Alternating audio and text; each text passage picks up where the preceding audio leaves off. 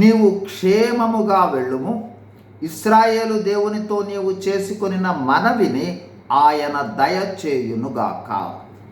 ఎవరైతే ఇశ్రాయేలు దేవుడైన యెహోవాను విశ్వసించి ప్రార్థిస్తారో వారందరూ ఈ వాగ్దానమును స్వతంత్రించుకొనగలరు.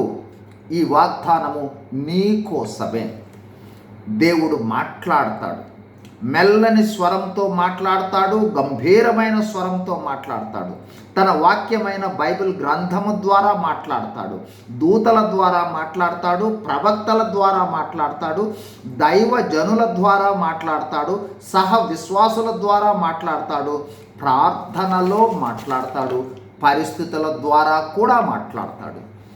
అయితే దేవుడు మాట్లాడతాడు, ఆయన స్వరము వినాలనే ఆశ కలిగి ఏ విధంగా ఏ వైపు నుండి స్వరం వస్తుందో అని కనిపెట్టాలి. ఆ గ్రహింపును కలిగి ఉండాలి. ఆ అనుభవం కోసం ఆశ కలిగి ప్రార్థించాలి. ఇప్పుడు మనం చదువుకున్న వాక్యము, హన్నా ప్రార్థించినప్పుడు హన్నాతో దేవుడు ఏలీ అనే యాజకుని ద్వారా మాట్లాడాడు. ఆ మాట దేవుని వాక్కని గుర్తించింది హన్నా. దుఃఖముతో వచ్చిన హన్నా ఏలీ ద్వారా దేవుని మాటలు విన్న తర్వాత దుఃఖమును మానివేసింది. ఏలీ అన్నట్లుగా గర్భవతి అయి కుమారుని అడిగిన హన్నా ప్రవక్త అయిన సమూయేలును, ఇశ్రాయేలీయులను నడిపించిన, ఇశ్రాయేలీయుల రాజులను అభిషేకించిన గొప్ప ప్రవక్త అయిన సమూయేలును కుమారునిగా పొందింది.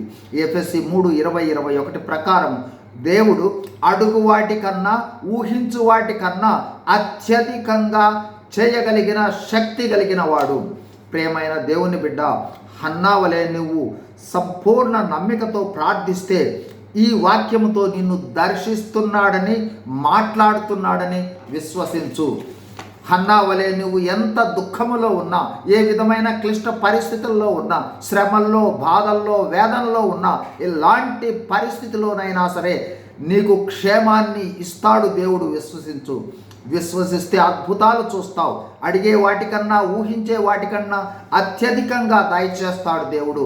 నీవు అనుకున్న దానికన్నా సమృద్ధిగా ఇస్తాడు. ఒకవేళ నీకు ఇంకా రక్షణ అనుభవాన్ని యేసుక్రీస్తు ప్రభువు ద్వారా నీవు పొందకపోతే పాప పశ్చాత్తాపంతో ప్రార్థించు. రక్షణను దయచేసి పరలోక ప్రవేశాన్ని కూడా దయచేస్తాడు. ఆయన దయచేశాడనే విశ్వాసంతో ముందుగా వందనాలు, కృతజ్ఞతాస్తుతులు చెల్లిస్తూ ప్రార్థించు. పొందుకుంటావు. God bless you. Thank you.